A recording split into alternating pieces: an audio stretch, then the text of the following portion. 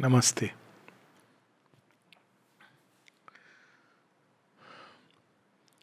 As is our understanding of crisis, so is the path we take towards liberation.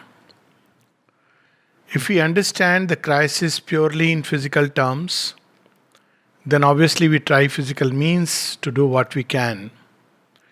Though, even there, if we take it truly right into the physical, then we have to understand that every crisis actually points towards the solution. The crisis itself points.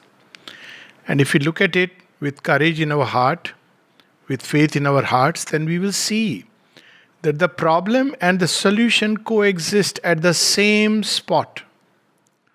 So, what is the problem? The problem is not something external, it comes from something external. But let's take this issue of pandemic and many challenges that we face.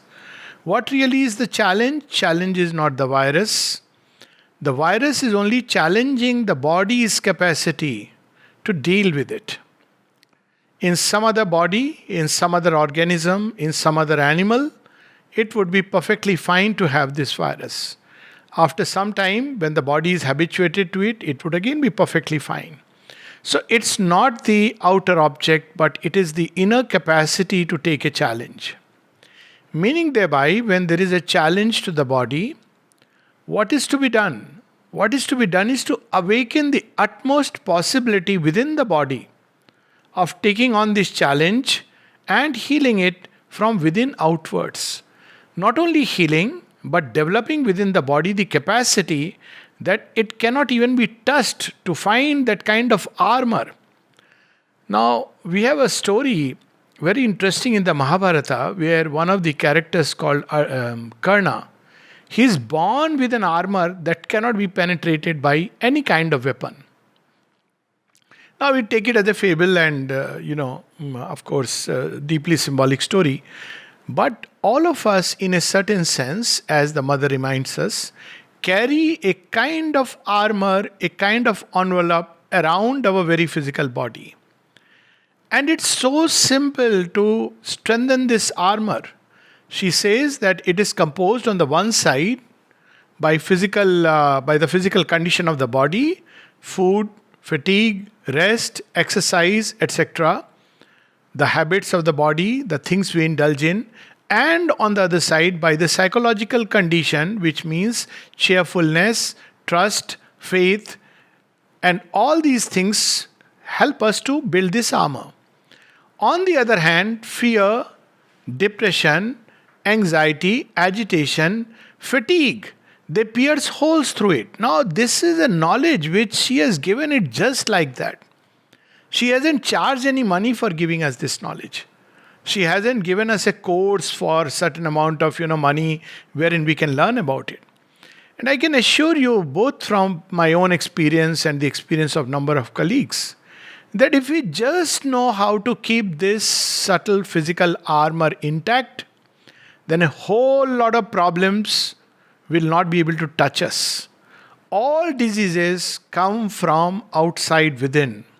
So first thing first is that, we are talking of liberation. The first thing is that the ability for the bodily life to function and to be able to face all the countless challenges. Now, this is one very simple thing she has said, the physical condition and the psychological conditions. Now, we all know that, for example, that fear and depression depress our immune system. We all know that if we don't sleep well, it has an impact upon our immunity. Our food has an impact upon our immunity. So there are very simple ways of helping ourselves, and it doesn't need money. It just needs a little application of will. Second thing is that all crisis comes to throw up a challenge. And what really is the challenge? The challenge is an evolutionary challenge. And all conflicts, all challenges at their bottom are evolutionary conflict. Meaning thereby that at any given point of time, there are forces of ascending evolution which are wanting to carry us upwards. And at the same time, there are forces which want to hold us back. Now, the beauty is that these are not like fixed forces. At a given point of time, certain things are fine. They are helping man to move upward. Take, for instance, the religious thought at some point of time, or certain habits we have adopted in life. They helped us to move forward. But at another point of time, these very forces, these very habits can become counterproductive. So essentially, if we remember this basic principle, then we have to see that whether at any given point of time we are taking the forces of the upward evolution or falling back on the old ways of life, to the old habitual patterns, to the old attitudes, and thereby actually doing a movement which is counter evolutionary. Now, when we take a counter evolutionary approach or a retrogressive approach, it may look good in the beginning because if we are falling back upon our safety lines, comfort zones.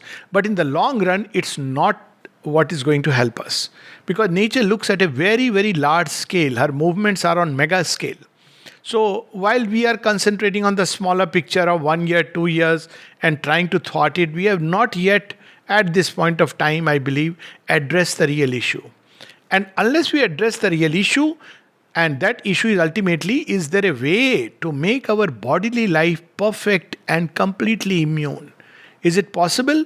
Now, many would call it a dream, and yet mankind has pursued this dream right from the time that human beings are on earth. Right from the beginning of, the first dawns of mankind, we have always sought for an elixir of immortality. Now, that's what we see in many fables, the search for the elixir of immortality. And where is the first elixir of immortality to be found?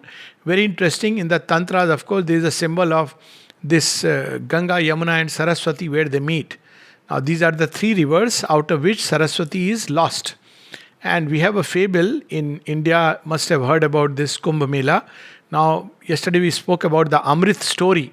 Now, when the fight ensues, it is said that a few drops of the nectar of immortality fall at a place where Ganga and Yamuna are meeting and Saraswati are meeting.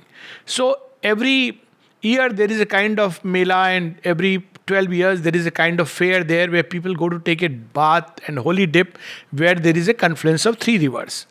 But the confluence of three rivers is a symbol. Within us, there are two parallel streams of energy, parallel streams of nerve channels which are running. We know that they run by the side of the spinal column, and there is another one which is running in the center. This center one is the Vilupt Saraswati, the Saraswati which has vanished. And if she can be awakened, she can balance these very beautifully, and where the three meet, there we find the nectar of immortality. So this was a very ancient tantric symbol wherein people tried to find the balancing middle river, it's known as the river, the middle stream of energy.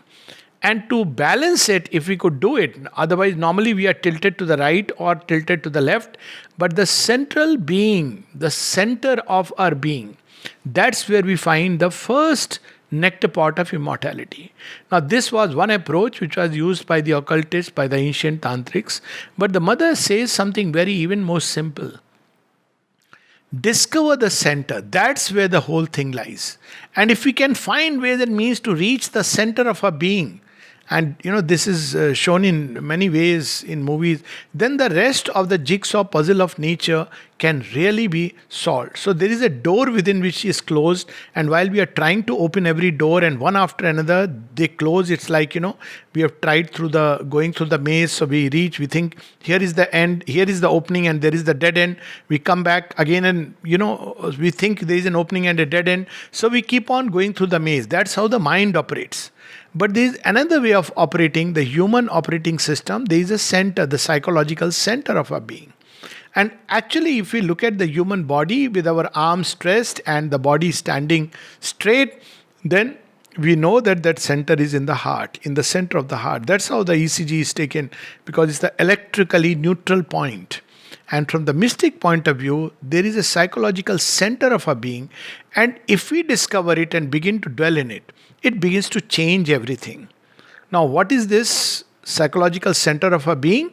Well, it is the psychic being, as the mother has said, And instead of running outside, while mankind is all the time rushing outside, either through the TV, the news channels, finding ways and solutions, but the real solution begins from here. It begins by discovering who we are. So beautifully, we were reading about, immortality, and the body is made immortal. There is a line in Savitri: body is made immortal by the spirit's light. It's only that light which can affect the transmutation. Now, why do we still, even when we have read all this, I'm aware of people who read this and this, but they rush still outwardly? Because, well, we live in an age when our, lifespan is very short. We believe that we are going to live for 80 years, and 80 years is very short compared to the lifespan which we read in the previous ages of mankind. And at the same time, we are all the time harassed with 101 things, much of it which is created by the mind itself, by the civilization that we have erected. But leaving that aside, the real problem is that we are always busy finding quick remedies. We are like people who want fast food because it's quick to prepare and quick to eat, perhaps tasty, but it's not good for health. So the problem is that, and it's habit forming. So instead of rushing for these immediate remedies, we can do that as a temporary measure, but we must know that is not the solution. The solution lies in turning within. All challenges of life, often I have seen this, and in my counseling sessions I say, when all the doors are closing outside, then we must know that there is one door which we still can open. And perhaps this whole drama that is taking place, it's a symbol that, all these doors, we can't go out, we can't do this, we are wearing a mask, 101 things. But there is a door inside which we must open. We must take advantage of this situation. And if we don't open the door, we are only waiting for another crisis. Nothing to do with people being good or bad. It's nothing to do with that. It will come, because behind a crisis, there is a challenge. The challenge who is giving us? Nature is giving us. Where is she trying to drive us? She is trying to drive us to the radical permanent remedy, while we are busy with halfway homes. So when we turn within, there is the advantage of finding the permanent remedy, not only for one crisis or another crisis, but for the permanent crisis. And this is beautifully typified in the story of in the Mahabharata battlefield, where on one side there is all the army with invincible warriors, seemingly a lost case for the Pandavas, and yet the Skyan, the hero of the war, Arjuna, he, instead of turning here and there, instead of taking stock of, Duryodhana is busy taking stock of his army. But Arjuna turns towards where, the one thing needful, where one must turn. And he simply turns to the charioteer Krishna and says, you tell me, you guide me, you lead me, you tell me what I must do. And what does Krishna tell him? He gives the whole cosmos is revealed in that. But at the end of it, he says that wherever there is, of course, the Gita, wherever there is the Lord, and wherever there is the human vessel, the human soul, open, ready, surrendered, there is victory. So all nature is driving us towards that grand revelation which is within us. And these are moments when we should rethink, reorient. They are moments which are there to teach us. One of the things that the mother says that all these confusions teach us is to understand that all our plannings, look at the simplest lessons. 2 years back, we all had planned many things. And we all, as rational creatures, believed that these plans will come true. I still remember even in Greenville when we parted, okay, we'll meet next year with, and everywhere we all have plans. So many travel plans, meeting plans, marriage plans, all kinds of plans. What happens really? What happens is to realize that life is lived moment to moment. And if we learn to live moment to moment, then a lot of our problems will be gone. That is one of the solutions he tells us. So what is meant by moment to moment? How do I live moment to moment?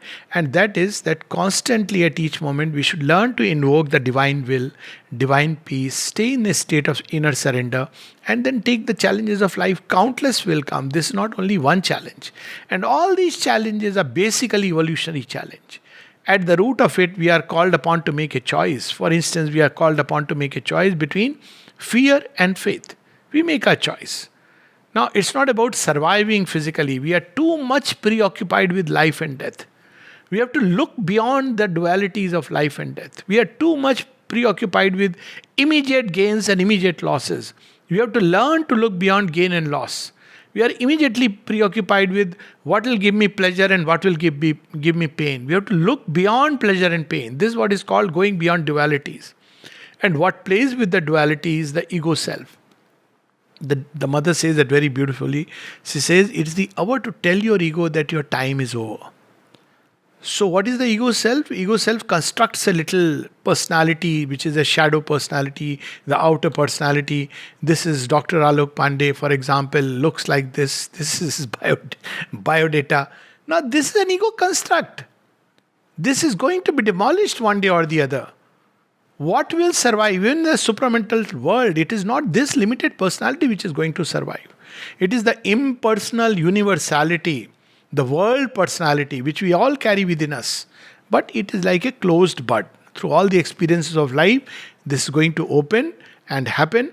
And it is this which is going to lead the evolution forward.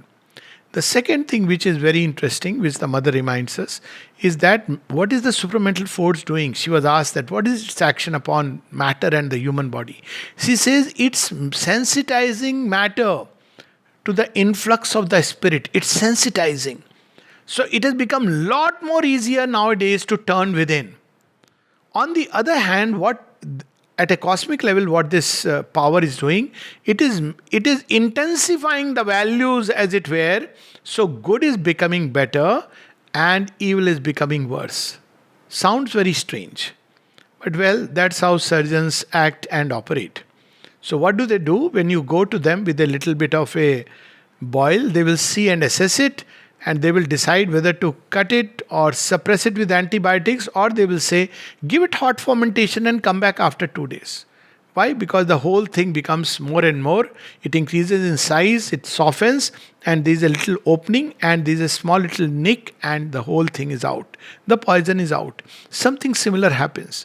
When evil reaches its extreme point, then that is the time it starts pointing towards its own escape route, and it bursts open. And when it bursts open, we see the air stifled with all kinds of poison. But this is a process of clearing. We must understand that through all this, there is a huge work going on. One of the things which always gives hope to us, which we easily forget, is the divine presence in matter. It is that which is leading the evolution upward. One of the problems with us as human beings is that we have, it's a problem and there is a solution also there. Because we are at the apex of evolution, we somehow feel and believe that not only is it our responsibility, in a sense there is a responsibility, but not in the sense we understand it. Not only is it our responsibility, but we are the ones who are capable of changing this whole scheme of things. And while it is our responsibility to change the scheme of things, but when we start thinking that by our little mind we can really solve the problems of the world, then we mistake the intention of nature. We must understand that man himself is a momentary creation after billions of years of experiment that nature has carried on. This is the biggest lab. Often people wonder, where is the biggest laboratory on earth? So my take is, earth is the laboratory. Earth itself is the laboratory. So what's happening on earth? There is a great work going on in terms of forms are being created which can embody greater and greater possibilities of consciousness. And now we are the ones who we can say that it's as Sri Aurobindo puts it in the Life Divine, that animal was the laboratory through which nature created man. And man may well be the living and laboratory with whose conscious collaboration nature intends to bring out the Superman. So once we understand it, then we understand that all challenges are meant to push us in only one direction. And that direction is within, and that direction is upward. Not to fall back on the old ways, not to fall back on the old habits of life. These old habits are the ones which lead towards death. After all, what is the subconscious and the inconscient? Subconscious is nothing else but the past which continues to linger inside. It holds us back. It's like chains and fetters. All the old habits, all the old ways of being, physically, vitally, emotionally, intellectually, even spiritually, tied to old forms, formulas, it's not going to work. these institutions are going to crumble. We have to find new forms of expression. So, this is the second part. And the third is where the mother gives us a very beautiful remedy. It's the age of truth. So, what is important in the age of truth? She says, before dying, falsehood rises to its full swing. So, what is the remedy? She says, the remedy is truth. There is a hospital in Pondicherry, one of the oldest hospital. It's called JIPMAR. So, it's the institute which came in 1962, I think. And mother was asked to give a message. And she said that this hospital is supposed to be an extension in some way of the medical facilities. Whether it lived up to its name or not, it's a different story. But the message she gave was in French that truth cures.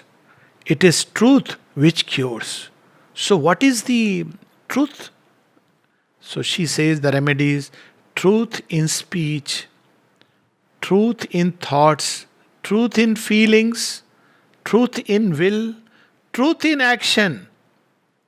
In everything to invoke truth. And here she is not speaking of truth as a limited mental dogma at all. It is a revelation of truth as we grow within. So that's where we have to discover what's my own truth. Where is my own truth? My own truth cannot be given in a book. My own truth cannot be given formulated by a religion. My own truth cannot be decided by a vote of people who, my own truth cannot be captured by a belief system. Where is my truth? And then when we search for that truth, we again go back to the same story, discover the truth within, which is in the psychic being. Psychic being is the upholder of the truth. That's why in the epic of Savitri, he is called as Satyavan. Satyavan is the being who carries the truth within. But it has forgotten it. It's forgotten and thereby suffers loss, diminution and adverse fate, and it's moving in the forest. His own father, mentor, mind has fallen blind. So, but it's all the time carries the truth, which it never knows. So how is it to be found? And again, Savitri gives us the grand clue. Often people ask, where is the yoga given in Savitri? What is to be done by us? If you really look at Savitri, it's very interesting. Yoga is done by two persons, Ashwapati and Savitri. Meaning thereby, by the Lord and the Divine Mother. If we take it as our age, meaning thereby, the yoga for the earth has been done by Sri Aurobindo and the Mother. So what we have to do? We have to do what Satyavan does. We have to do what Arjuna does to Krishna. Arjuna says, Shishyasteham sadhimam. I am your disciple, teach me. But being a disciple is very difficult. So the mother makes it very simple. And that is, we see in Savitri, that what does Satyavan say? He says that if by your own delight, if you can come and accept whatever little I can offer to you, that's all that I want. Satyavan does two wonderful acts which saves him from the clutch of death and opens the path of immortality. First is, when he sees Savitri, when their gaze meet, he says that, enter my life, make it thy chamber and shrine. That is the first act of grand surrender that he makes. Then he leads a happy life with her. Savitri is the center of his life. And at the end, when he is dying, when he falls from the tree and says, Savitri, come, I want to be in your lap. And then his last words are, Savitri, Savitri, oh my bride, Princess Savitri. So this story, when we look at it, which is, Sri Aurobindo's epic, basically what is it teaching us? Where is the yoga for us?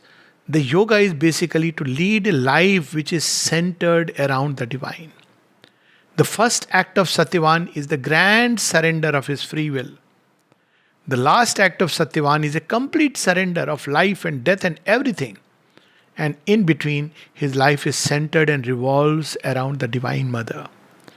So this, if we can make as a way of life, that's where the safety lies. All dangers, this is what, at least, many of us, I have grown up in that kind of tradition with that attitude, that the divine is the ultimate safety. Often this logic I have used that, well, people often worry, even now they worry, what may happen to the world, what may happen to the world. When they went to the mother, she said, well, there is a supreme wisdom which manages the world's affair and it knows very well what is to be done and it's looking after it. Because they were worried about third world war, where, we are like, imagine a group of monkeys worrying about our problems. Population explosion and political parties coming to power. So what will human beings tell them? That look here, this is not for you to worry. So we have our own issues. Where is the solution lies? So we are all the time engaged as if we are the ones who are going to manage. Whereas what we have to do is we have to make that surrender and take that road, the ascension towards something greater than man. And that's why all the challenges are coming to us. And if we can learn to unite the human in us with the divine, the human is a very struggling, very frankly. So the logic that I used to use is that, well, if God is there in creation, if you really believe, as some religions say, as mystic experience says, as the Mother and Sri Aurobindo say, as the rishis of the Upanishads say, all of them say that in every atom of existence there is the divine presence.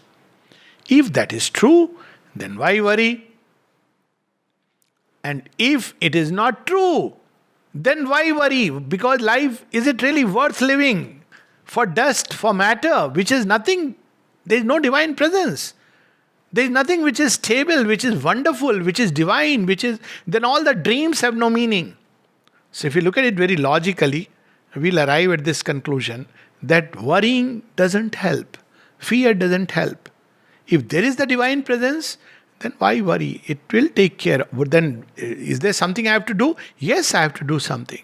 I have to find ways and means to connect myself with the divine presence. I have lost that key. That's the problem of man. He is the one who is always like a nomad searching for his home. Right from the beginning, settlers, man is never settled at one place. He's a nomad. He's searching for his home.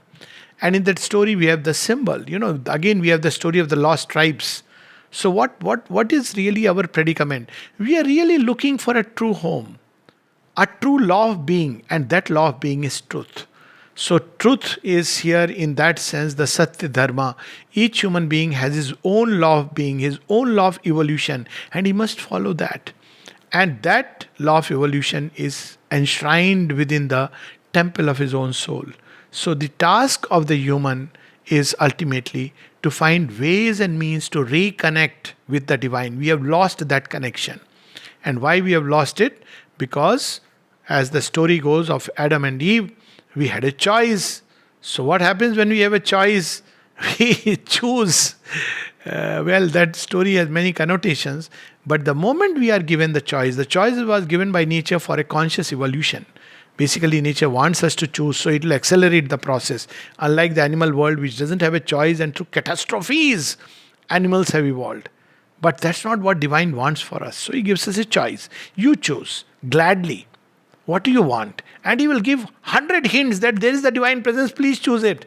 But yet it will not compel us to choose. Even there may be a subtle compulsion. But still the choice has to be made in our freedom. And that's where the problem lies. Now, if we make that choice, we evolve and grow. If we don't make that choice, then human beings, he says most of the time when human beings are given the choice, they choose to be with all that is asuric, all that is dark, all that is false. It is almost spontaneous. So what is the remedy of falsehood? Illness is a falsehood. All this play. Why it is called as a falsehood? Because it's not the fundamental truth of existence when we look at it from the spiritual perspective. What is the fundamental truth of our existence? It's consciousness, it's pure existence, it's infinite existence, it's infinite force, it's infinite delight. All that contradicts is basically which comes in the way. So it's called falsehood, unritham, because it covers up the law of truth. So how exactly do we find this truth? Is again by uncovering the divine presence. It's not truth as we normally understand. So she says, truth, meaning thereby truth in thought. First of all, the thought should be luminous steeds of truth. They must be tuned to truth. But our thoughts are right now full of fear, full of false things, full of life, death, full of selfish interest, full of 100 things. So the thought should be luminous steeds of truth. They should be focused on the truth. And the truth is the divine presence in matter. Truth in feelings. What is it that deep within I feel? What is the truth of feeling? If we go to the core of every feeling, however distorted it may appear, even hate, even cruelty, we'll go to its roots. There is only one true feeling, and that is love and ananda. So if we concentrate on the truth in feelings, means to bring this love which is right deep at the core of everything, to bring this delight of existence which is at the core of everything, and then allow it to nourish our body and mind and life and soul, and life would be beautiful. Truth in feelings, truth in impulsions, not to be impelled by all these kind of arguments and debates and logics and prefixed ideas of what we should do and what not. Truth in impulsions. So we should allow this law of truth to unfold through the practice of equanimity, through the practice of learning to act without preferences, through the practice of choosing without desire, nishkam karma. So a time comes when we are ready for the law of truth and its impulsions to move us. And truth, we may say, right into the body. How do we bring truth into the body? That's the big challenge. So first, truth, the space of truth is in the psychic being, and it is this which must be allowed to govern even the bodily life. Its substance is the substance of immortality. And when it touches, when it is allowed to emerge, what does it touch first? It's right there at the heart. These are very beautiful correspondence. It touches, gives us a new dynamic impulsion to life. Fills us with compassion, enthusiasm, gratitude, urge for progress. That's what it brings immediately into the system. It brings to the physical health because its nature is the substance of immortality. The moment the psychic enters and touches, it has a substance. It's not just a vague entity. So when it enters and touches the body and irrigates it, it brings in the body a warmth, a sweetness, a spontaneous capacity to choose the right, a spontaneous capacity to reject the wrong vibration. It automatically activates, if we may say so, the law of beauty and harmony, which of all things are the greatest and the simplest ways to heal. After all, what is a problem? What is an illness? What is a crisis? What is a difficulty? In one sense, it creates disorder. It breaks the fixed order. So we have to bring in order again. But there is the old order towards which may tend to go. And there is a new order, new harmony towards which we may climb. So what we have to do is to bring in the law of harmony, the vibration of harmony. Its path is very simple actually. Nothing complicated. If simply we meditate upon harmony and peace, just call it like the most ignorant child asking for chocolates, toffees and cars. If you just ask harmony and peace, peace and harmony, peace and harmony, peace and harmony, it's magical. Even if there is conflict going on outside, and people are fighting, quarreling, and people are cross with you, they believe you are the one who have brought catastrophes to them. Nothing, just to call peace and harmony, peace and harmony. It has the power to start working silently in unseen ways from within outwards. So this is something very easy to practice, not something very difficult. But yes, in the beginning it takes time because we are not accustomed to it. Even we cannot imagine that life can be so simple. One of the big problems of the mind is it has created a maze and it believes that life is very complicated because the mind has made it complicated. It's not very complicated at all. It has made it so complicated that it cannot believe that the remedy can be as simple as opening to grace. There's a very beautiful little sentence of the mother. Above all these so-called complications of the so-called human wisdom, there stands the luminous simplicity of the divine grace, ready to act if we allow it to do so. Life can be so wonderful, so simple, so beautiful. And can we imagine when the divine grace acts? What does it mean? What can resist its action? She is the original savior of the creation. Can there be any power, however adverse, however dark, that the divine love and divine grace cannot handle? But we are not accustomed to it. So on our phones, There is a permanent mobile phone given to us at birth, and that permanent mobile phone is speech, the power of speech given to man. And this power of speech acts outwardly, tangible speech, speech which we can hear, Vaikhari as it is called, and is a subtle speech, Paravak, Pashyanti Vak. So this speech is inside us thought. And if we learn to make this thought constantly go on with this very simple thing, people, I don't know, often, when they read the Life Divine and all, they say, oh, Sri Aurobindo's yoga is very complicated, very difficult to understand. Well, in its aims, in its implications, in its goal, it is the most challenging of all. Because what does it aim at? Not just a liberation of the soul from the human body, but the transformation of even the bodily life. It's mind boggling. And it is indeed mind boggling. It should be mind boggling. So that at some point the mind says, I cannot conceive, I cannot understand it. But where the mind boggles and stumbles, the heart opens up. And if we can learn to do that, and just from the heart, simply let out a cry from within. Lord, I need you. Ma, Ma, Ma. We were speaking about that. That very name has an impact upon the cells of the body. At one place, the mother says so beautifully. She says how to read Sri Aurobindo. Casual, there is a conversation. Somebody said how to read your books and Sri Aurobindo's books. Sri Aurobindo's books are very complicated. Yours are simple, but how to read them? She reveals the secrets. She says, first, as to my works, what they contain is consciousness, not thoughts, not information. She's not giving us information like newspaper tabloids. And then she says, if you read it in quietude, she says, do not try to understand. Very interesting.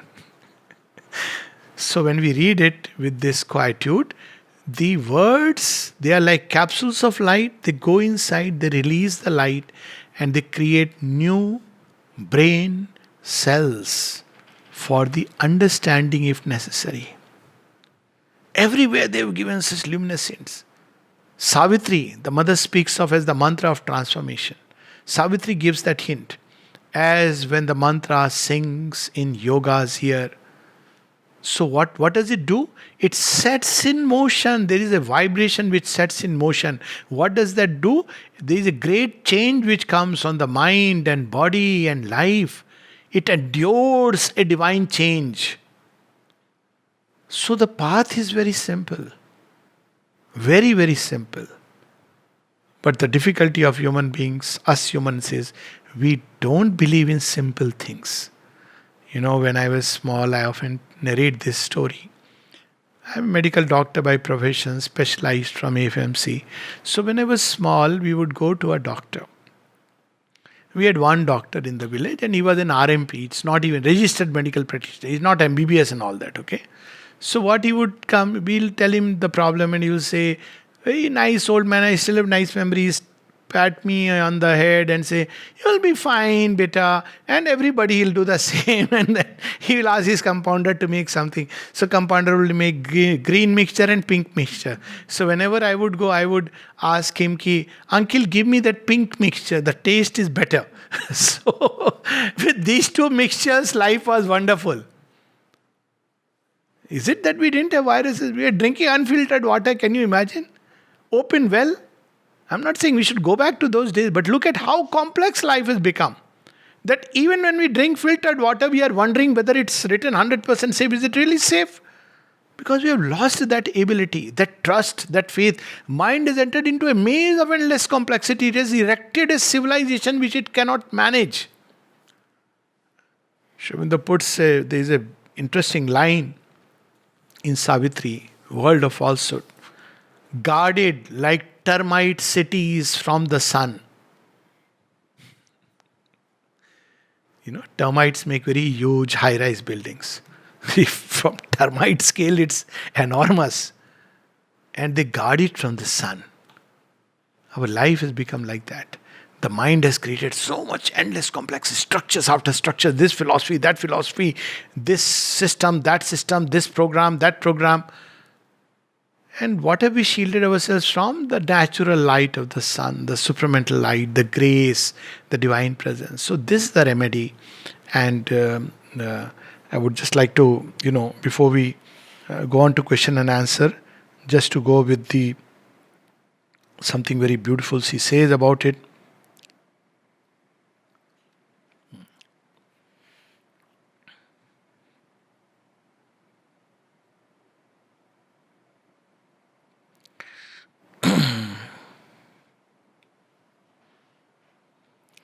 They who know how to turn towards, who sincerely call the divine,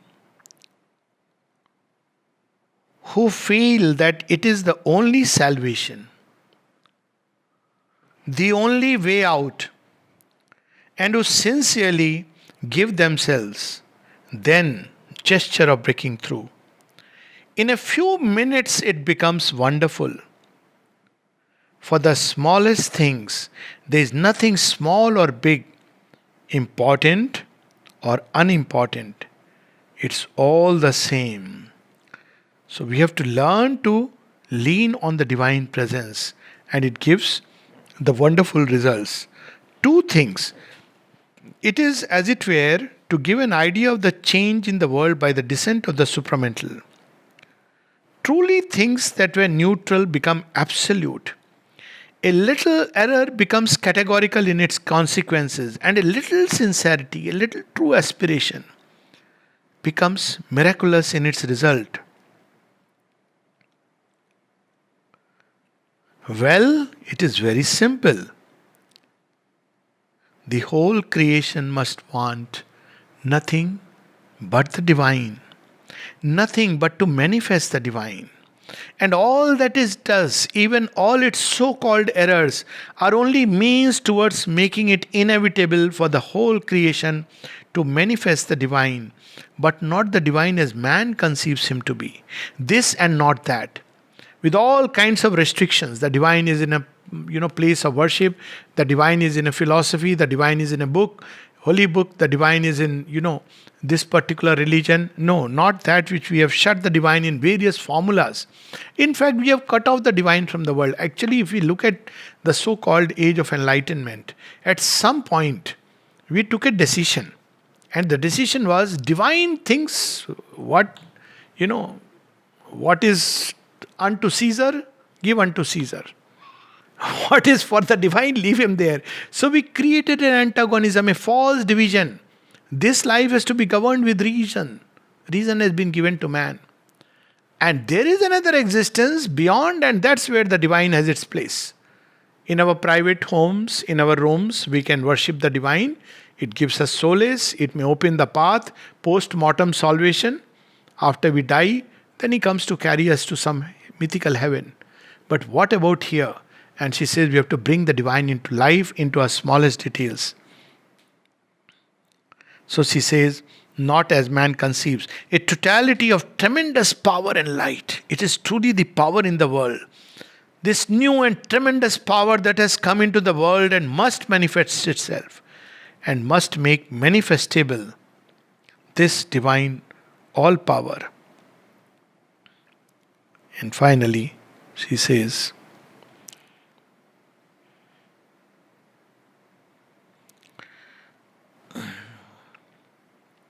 this is what is altogether new and incomprehensible, this new consciousness. And therefore it produces a kind of panic in the ordinary consciousness of people. Yes, it is that. It seems it is no more what it was, and truly there is something new. It is no more as it was. All our common sense, all our logic, all our practical sense is dashed to the ground. It has no force anymore, no reality anymore. It no longer corresponds to what is. It is truly a new world. A world which wants to take a body in the world. So this is why we see that the old world is dying, its ways, its approaches. We have reached a peak of the mental world. And while we may multiply gadgets and technology, that's moving in circles, but horizontal circles.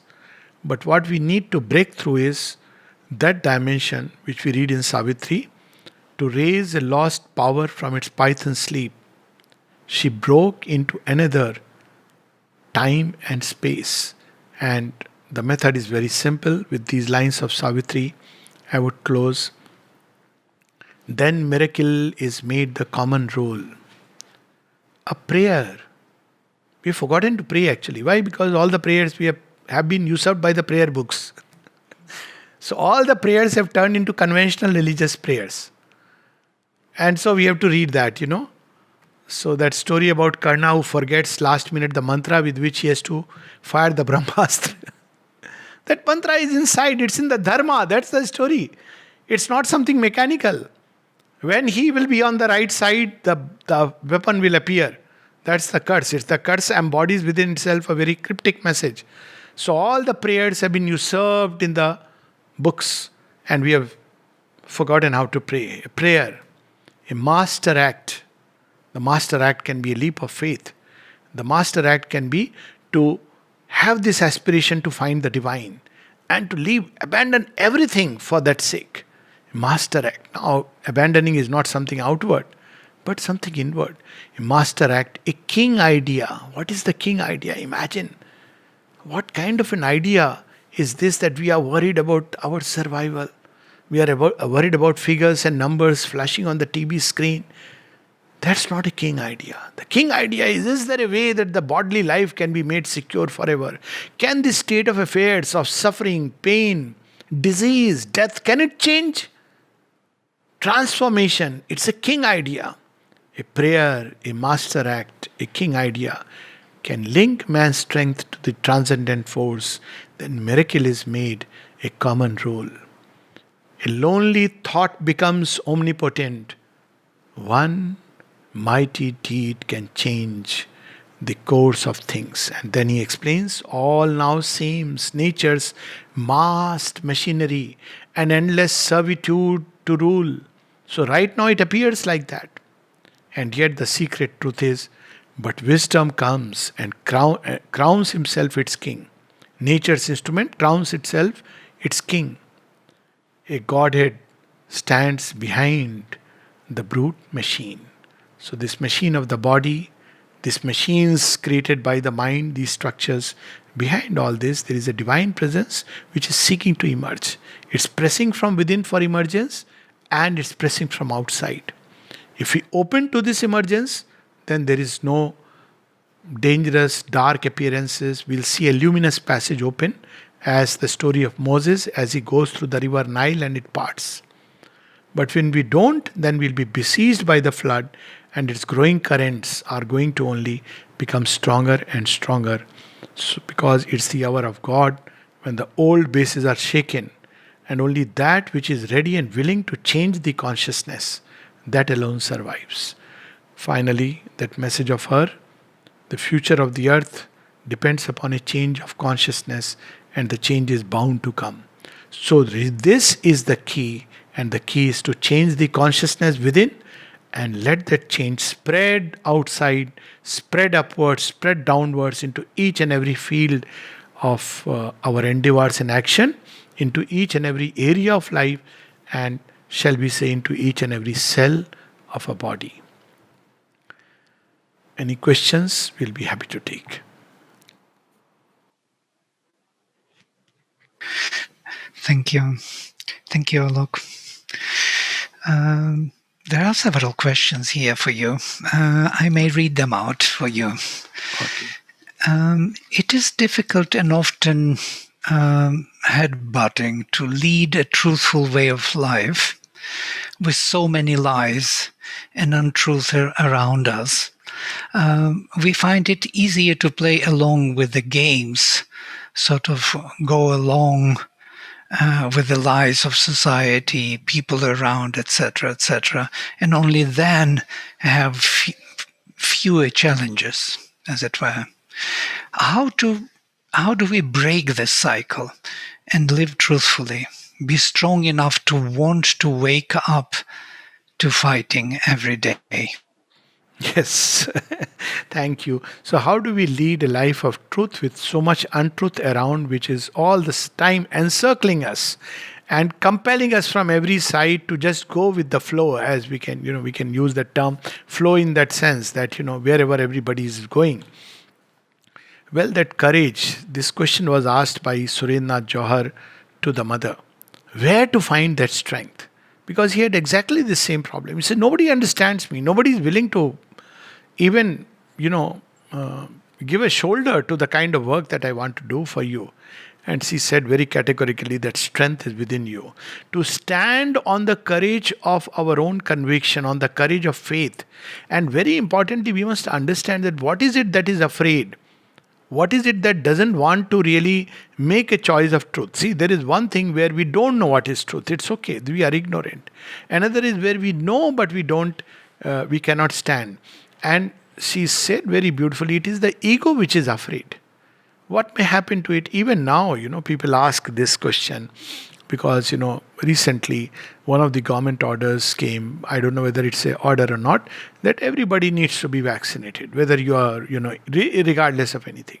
So what may happen if you don't take? There are consequences. So there are people who may say that, okay, I don't take, I take the consequences. It's as simple as that. And if we take that approach, then there is a protection, there is a grace which takes care. So, well, all life is like that. At some point, the people who made the odd choices were the one who later on took the leap. Life is like that. But at every level, the choice, gives itself. But once we have this faith and a living conviction that regardless of the choice that I make, sometimes one may go with the flow. That's one thing. One thing which I must always do is to surrender it to the Divine Mother. People again, they ask that, should I take the vaccine or not take? Well, if that's a choice one has to make. But regardless of that, we can still offer it to the mother. We can pray to her. We can give it to her. And then she will take care of the consequences. Now, the problem only here is, the big catch here is faith. So, if we have the faith, it comes very naturally. So, what do we do to awaken this kind of faith? That if I made the right choice according to my deepest truth, and the world is against me, I'll still be protected. How to awaken this faith? That's the whole story of Arjuna. That he chooses Krishna unarmed on the battlefield than his own army. It's a strange choice. His own Narayani Sena is on the other side. He says, I can give my army or myself and I'll be unarmed. He makes the choice. And Sri Aurobindo says you should make that choice. Now, where to get that faith? That's where the whole yoga stands. That faith is embedded within our soul. It's lost in the mind. That faith grows as we come in touch with books which are flaming with this light. One of the things that Sri Aurobindo and the mother's works do is, as we read through them, because the words are imbued with that consciousness, with that power, at least in me it worked so wonderfully, that as I read, faith leaped from within. So a simple remedy, I would say that every day we should read Mother and Sri Aurobindo or the Gita. I mean, whatever one has really deep conviction in. But I'm speaking of Mother and Sri Aurobindo because despite reading everything, that's where I found that ultimate source of light. Or if that is not the case, then meetings like this, satsang. This is not a retreat. As we know, I always keep reminding, this is a collective yagna. And the purpose of collective yagnas, we should have more often. And the purpose is that, well, each of us brings a little flame. Our faith may be so small, somebody's may be like a big, fire which is blazing very high. And when the two meet, there is an leveling out. It's something beautiful. So we can awaken this faith by being in the company of, collective company, collective reading, or coming together of people who hold this faith. That was the whole idea behind Sangha. Buddha speaks of Buddham Sharanam Gacchami, Sangham Sharanam Gacchami, Dharmam Sharanam Gacchami. And Sri Aurobindo gives a great importance to Sangha. He also speaks of it in his, writings, Letter to Barin, where he speaks about Sangha, the community. There should be community living centered around faith. Now, it's not about religion. But let's say a faith that there is going to be a great change in the world, and it makes a big difference. That was the whole purpose initially of creating an ashram. So while nothing should become a very rigid machinery of institution, because then the truth dies. But the core faith, the central faith, that yes, the world must change and should change. When people come together with that faith, it increases and leaps from within. That gives us the courage. So when we are alone, it becomes very difficult. But when we are people, one who has courage can give courage to others. So when we are together in the deepest essence, I'm not speaking of together as forming a political party and going into a mass campaign of doing this and doing that. That's precisely has been the fault of religions and institutions. But deep within, we all come together in the deep faith, that essence of our being. And that is something wonderful. So more satsangs, more collective readings, more individual readings, concentration, going within, prayers, aspiration, that will one day give us the courage. And the final courage will come when we know that we are not this little ego personality. When we know for sure that this body, whether it lives or dies, is really not important. Whether this ego personality, which everybody knows by a certain name and form, even if it goes to smashes, it doesn't matter. Why? Because whether I live or die, I am. So that will come ultimately through experience. So start with faith, travel through aspiration, and finally discover through experience. This is man's journey. So start with the faith. What is the faith we should have with regard to truth and falsehood? The mother said only one thing needs to be taught to children: the conviction that truth wins. What was she speaking? Satyameva jayate nanritam satyene pantha vitato devyana. It is truth that wins and not anritam, not truth. Falsehood, if you want to call it. There's a slight difference between the two. Nanritam. Satyene pantha.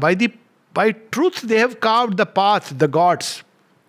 But truth, we must understand, it's not a dogma or religion. What we are deep within our essence, that which we know to be true, we must follow that lead. That's the lead given to us. Yes, society is not ready, world is not ready, it will contradict Buddha's advice to the mother, Sakya Muni, in her prayers and meditation. When has world ever understood the divine?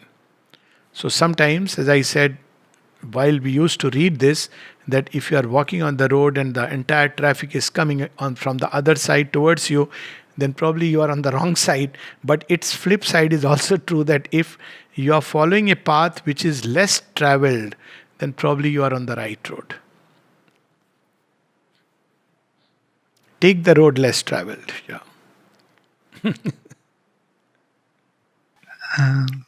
Yes, there is another question. What is the difference between psychic change and spiritual change? Okay. What is the procedure the Mother and Sri Aurobindo has suggested for this? Yes. So I've been hinting about it. Psychic is the core of our being. So unless we connect with the core, opening the doors to the spiritual change without the psychic connection can even be disastrous, because now a greater consciousness is entering the system and there is no center to take care of it. Our operating system is still the ego. It cannot understand truly the spiritual consciousness. To give an example, now what does the psychic bring? It brings right discernment. It knows what is truth, because when a vaster consciousness comes, all our measures can go to pieces. And to give an example, we have the famous story of the Vedantic truth, which speaks about the spiritual consciousness, very often without going through the psychic change. So what happens? You enter into a vast consciousness, and when we are in that vast consciousness where all is one and one is in all, what it can do is typified in that story of Sri Ramakrishna, when he is going, this little disciple, and he meets the elephant. And he is face to face with the elephant, and the man on top of the elephant, Mahout, he tells him, move aside, move aside. And he says, no, you are an ignorant fool. After all, you are just a Mahout. I am the knowledgeable one. So what is the knowledge you have, sir? I know that the elephant is dangerous to you. He says, no, he is Brahman. Elephant is Brahman, I am Brahman. What can Brahman do to Brahman? And sure enough, the elephant comes in the way, picks up the man, throws him aside. He's all broken bones, goes back to the Guru and says, why did you give me such a teaching which cannot be applied? And the Guru said, well, the teaching is right, but the application is wrong. Why didn't you listen to the Mahavad Brahman who was telling you to come aside? Now, essence of it is the psychic prepares the nature to receive the spiritual consciousness. It's very vast. It will break and shatter all measures. It can land us in a land of experiences, which Sri Aurobindo speaks of the valley of intermediate glimmer, where truth walks arm in arm with falsehood, where death walks. Truth does the works of falsehood with bandaged eyes, and death walks in the robes of deathless life. So, because of these dangers, the psychic change is the first mandatory dose to be taken, and then the spiritual. That's the safer way. If the spiritual consciousness comes first, not that there is spiritual life doesn't follow a fixed format. But the reason why Sri Aurobindo was insisting on the psychic change was this, because it is the only thing which is safe and will make all the rest of the journey safe. Spiritual journey is fraught with its own set of problems and dangers. Because we human beings live within a measure. We are safe from the boundary of the gods, but we are also safe from the boundary of the titans. When a vaster consciousness comes and we enter into the cosmic field, well, the gods and the titans claimed his soul as for a costly prize. And at that point of time, if the psychic is nascent, not awakened, it is not prepared nature, then it can be catastrophic. So the psychic change. How to find it? It's the psychological center. To practice concentration in the heart, we don't have to worry 2 inches here or 3 inches there. Automatically, the center of the chest, anywhere, there is only one spot where it will go. How to concentrate? What are we going to imagine? Take the help of imagination, of the mother's presence, of a fire in the heart, of her name, Ma, Ma, Ma, and with a will and aspiration to find the divine. When we want to find the divine, the psychic will automatically come and lead the way, because that's what it's looking for. And the simplest and swiftest way to find the psychic is through faith, devotion, and surrender. Sri Aurobindo's words that if we have the spontaneous awakening of faith, devotion, and surrender, then it's very easy to find the soul. It's its food. The problem is that we have stifled it. We have baby formula food for the body. We have number of food items which are safe for the physical body. We have other kinds of formula food for the emotional being, right from foster mothers and those look-alike mannequins which can give us. We have food for the mind, plenty of information, but what is missing is food for the soul. And that's what is important. Right from childhood, if we can bring in the child's diet, nutrition diet, this aspect of psychic food, and children grow on it, it becomes very easy later on to digest the psychic food. Otherwise, they, develop problems. So this is how the psychic is found. It's a long journey. She says few things as a hint, and that she says it should be like a preoccupation all the time. It's not like 5-10 minutes, let me sit and do dhyanam for psychic being. It's like a wonderful discovery. She says, armed with the patience and fortitude, as one is when one is discovering continents. That's how it should be. It's something so unprecedented, so new. We must be charged with an enthusiasm. It's not a mechanical meditation, sitting for half an hour, paying our debt to God. Look here, God, every day 8 to 8:30, I sit in finding my psychic being. Please allow it to come forward. All the time, it's something worth it. It's something so wonderful. It's the one thing which we will carry from life to life. All else, we may or may not carry. Or we carry in a sense. But this growth, this progress we carry for sure from life to life. So that's why its importance. If we have not found the psychic being, we have opened to spiritual consciousness, then we don't know how much of it will be even assimilated by the soul in its journey forward. But once the psychic being is active, all the rest follows inevitably, naturally, spontaneously. It's a vast subject. I have just touched upon some of the essential elements. Yes. Thank you. Narad, would you like to ask the question? You just unmute yourself.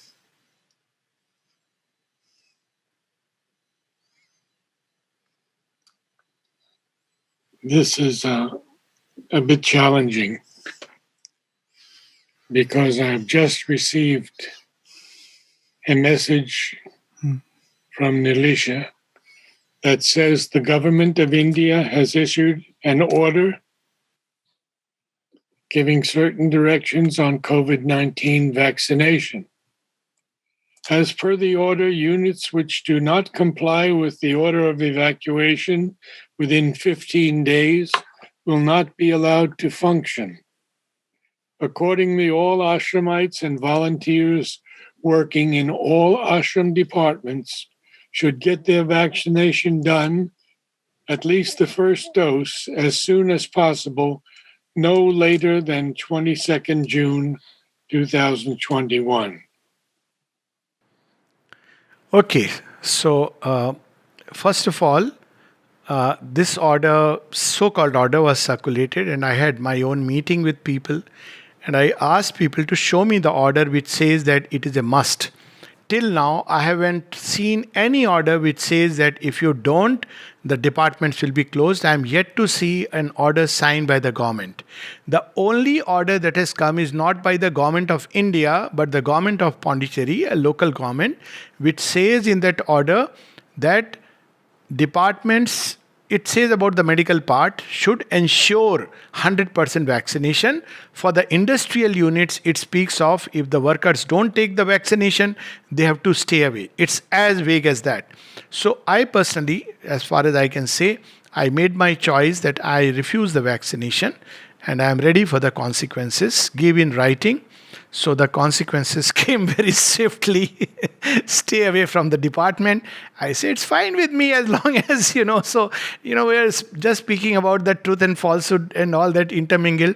But my own feeling is, and I mentioned this to all the concerned people, and I don't mind saying all this very freely and frankly, because I do believe that if we cannot stand up for what we believe in as true, then we are not worth being human beings. So very freely and frankly, I said, if the government has issued this order, it's an unlawful command. Because as of now, the vaccines are still under emergency use. We don't know the short term and the long term effect. The side effects have been underplayed. Strangely, within 2 days of saying this, now suddenly we have a number of articles and things speaking about the side effects. Now, I'm not going into vaccination, whether it's good or bad, that's a different subject altogether.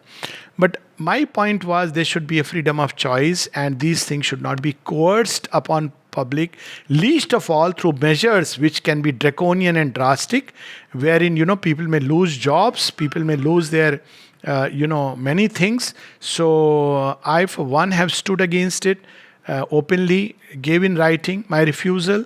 And I said, if this means that I do not work in a medical department, I am fine with it. But I guess that the choice is not so easy for everyone. And at some point, each one has to make a choice. And probably I'm sure this won't work. This is my own impression, it won't work. I do not know why ashram has taken and which order and what they are speaking about. Because I asked that, where is this order? Show me this order under a signature. Nobody, as of now, has been able to put this order in circulation, which is the only thing which should have been done. Instead, somebody has spoken like a spokesperson on behalf of the government. So I really cannot say whether such an order actually exists or not, wherein there is a threat to the units to be closed. It's a very drastic step. I don't think that anybody can do that. And closing a unit means not just closing a unit. It means making people jobless. There will be a number of workers who every day life is, and you can't say that if you don't take a vaccine, we just make you jobless. So if there is such an order, it's a completely unlawful order which can be challenged, and I'm sure somebody will challenge, and it will definitely be challenged in the court of law. But yes, first we should see whether such an order exists or not. But I have seen this message on circulation, and I feel, no, there is no order number. I have read the letter of the government where it says to 100% ensure, and I had a discussion with the authorities. I said the word is ensure and not enforce. There is a difference between the two. And they said, that, then how do we ensure? I said, you just say you cannot ensure, because the straight reply should be, there is no way you can ensure 100%. How do you ensure? And I gave an example. Are you going to catch hold of me and forcibly make me sit in a chair and give a vaccine if I refuse? No, we can't do that. So I said that it's an unlawful command. So people in authority have to stand up with courage and say that we cannot ensure 100% vaccination. How can we force people to do that? And let the authorities get back with their strategy. How are they going to? Now, they can't start closing units. They can't threat people and coerce them.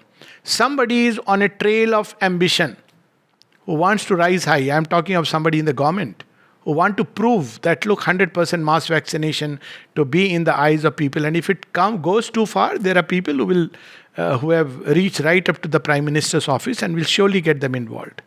I myself have been thinking of doing that. Yeah. Yeah, thank you. Thank you. There are more questions here waiting, so I'm just the whole list of them. So I was kind of concerned that we would. Yeah. From our university, Rohit is asking, when we are prepared, it is said we were aware of the choice.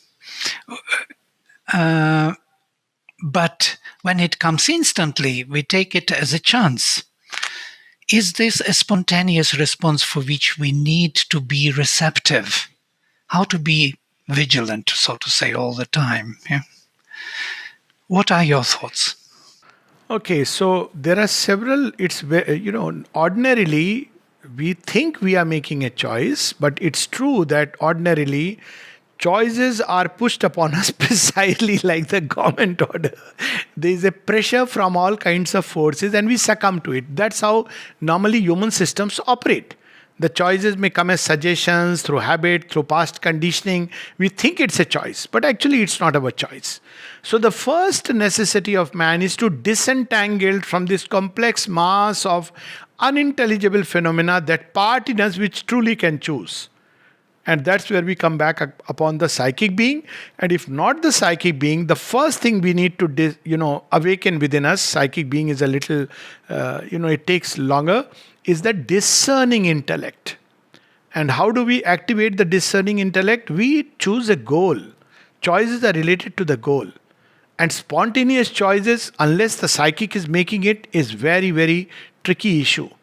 So we must step back from the whirl of forces which are trying to move us to enter into a state of deep quietude. Then we have one of the two options: to go deep within the heart, leaving aside all preferences, offering ourselves to the mother and seek a guidance from within. And there will be a little indication, little nudge, little something, and we follow that lead. This is one way. So it's not a spontaneous choice the way we understand on impulse, certainly not. Or the other is we awaken the discerning intellect and see the implications of this choice vis-a-vis my goal, vis-a-vis the path I have chosen. Let's say the path of truth. So whether this choice is really helping me move towards it, or this choice is coming in the way of my journey. And based on that I choose. So these are the two operating systems. The easier is the discerning intellect, the buddhi, as the Gita also starts with that. But for buddhi, we have to separate from nature. Even for the psychic being, we have to separate from nature. So we have to practice stepping back. When we are caught up in a storm, step back. Let's not rush into the decision, and step back and see how much of it is really important. And we'll discover that there are very, very few things which are really of lasting value and important in life. And we must just pick them up and move with that. So this is how we can make choices. Vigilance, yes, but the vigilance, which part should have the vigilance is the discerning intellect or the psychic being. Yes. And that could be also on the way that you may change your kind of.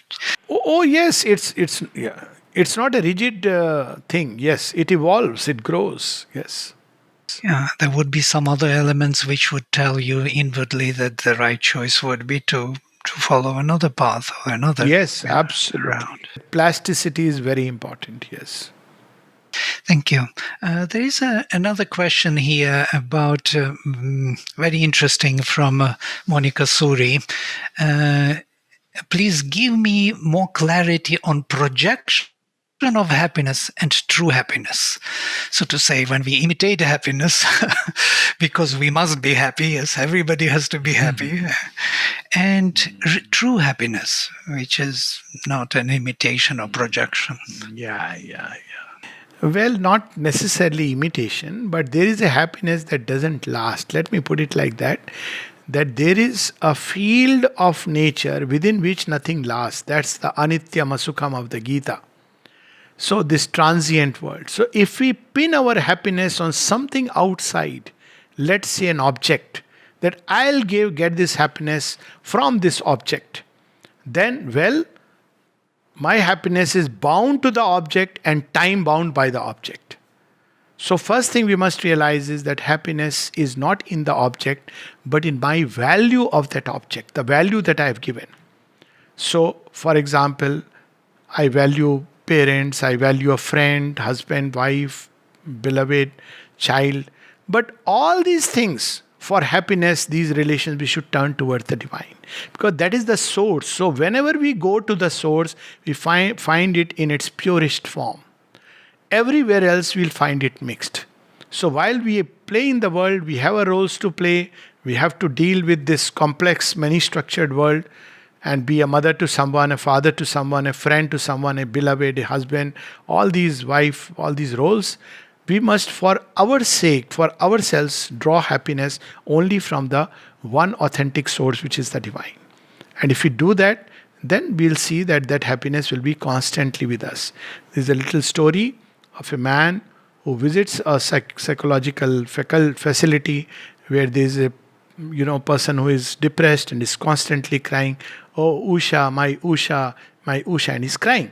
So he asked him why is he crying. So the treating physician says he's crying because he wanted Usha and he couldn't get it. So he says, yeah, I know this happens. So he goes to another bed and he's also crying, Usha, my Usha. He says, why is he crying? Did he also not get Usha? He says, no, he found Usha. And then he is unhappy. So he goes to the third bed where again he is hearing Usha. So he asks, what's your problem with Usha? He says, I don't even know who is Usha. But I hear these people calling her name and crying, so I believe she is a very desirable person. So, we are conditioned, habituated to believing from childhood that certain things will give me happiness. And actually, they become a bar between us and the natural joy of life. Remove that bar and there is nothing but delight. Even in prison, we can experience freedom and delight. It's just a conditioning of the mind that's only through this I will have joy and happiness. Yeah. Thank you. I think you answered to several questions which are here. How to come back to our beautiful and pure state when we were children, where the mind was not the obstacle and we could follow impulses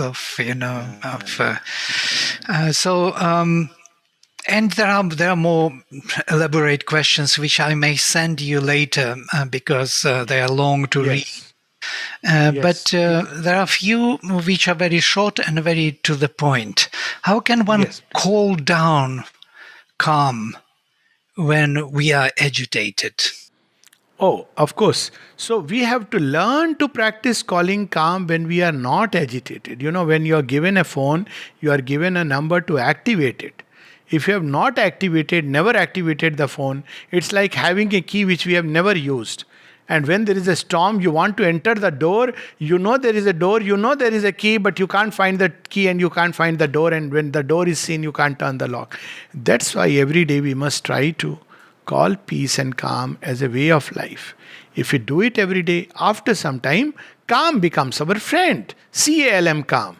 And peace becomes our, she just walks with us. And any time we call peace, she is there. So these things should be practiced first when we are in a state of everything is fine, as somebody has said, that jo sukh mein sumran kare dukh kahe ko hoye. So people in distress, they go to God. But if we every day form a connection, even when life is good and happy, then we'll form a link. Having said that, even in distress, peace can come. Sometimes it does come as a cascade, but for that, the call must go straight from the heart and rise on a crest of emotion. In the Gita, it is called as the Artha prayer, the prayer of distress. In distress, when we call the divine. And then everything is calmed and there is peace. Why? Because peace is the sign of divine presence. Before he comes, there is peace. Automatically, there is peace. So, what we need to do in a state of sudden distress when life is turning topsy-turvy, is just sincerely with faith From the heart, let a prayer go up. Doesn't matter what language, what intonation. It doesn't have to be necessarily in a well read out prayer, but spontaneously from the heart. Oh Lord, I need your help. And you see the help will come and the peace will come. And all the rest that is needed along with it. Yes. Thank you. There is another question in the USA. The constant suggestion from the media is that you will not have enough dollars for retire. A lot of us, if not all of us, are stuck being slaves of the corporate greed where companies are only interested in dollars. Employees are not considered as human beings. How to escape this? How to escape this constant harassment of working from these corporations and cater? I can suggest, yes, yeah. So I can only suggest the same remedy which I was suggesting about the government order, within the so-called government order, rather, about the context of the vaccination. I think we must be prepared in life to literally walk with a bag, with a little, every one of us must be inwardly a kind of sannyasi, not outwardly. Outwardly live in riches, but be prepared to live in rags. That stay hungry, stay foolish. This part of advice is quite good. If such be the will of God, let it be the will of God. And if inwardly we practice inner detachment from whatever money can provide us. After all, we all know that money can provide us a lot of things, but only outward things. It can provide us comfort, it can provide us luxury, it can provide me even certain health benefits and things like that. But what it cannot provide are the most valuable things, and that is peace, faith, love, surrender to God. This it cannot provide. So we must know the limits of money. Yes, if such a thing ever happens, then one must be prepared to live with minimum and be content living with the name of God. In India, that's how we have learned. I don't know, US, it may be very difficult to live under those.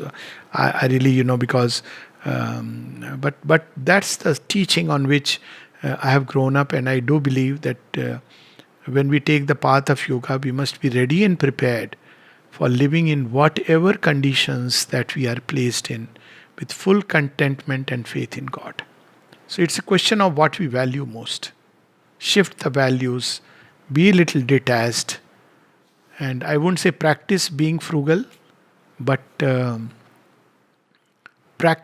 oneself in a way that the basic life sustenance is taken care of with the minimum. That's what we learn from the ashram life. Beautiful thing. With the minimum, we can take care of things. Yeah.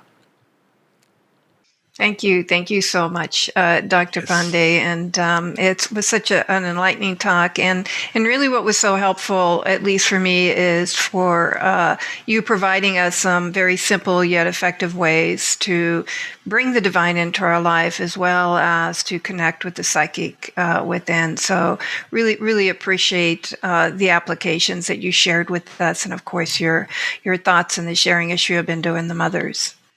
Thank you. Thank you again, Alok. Thank you.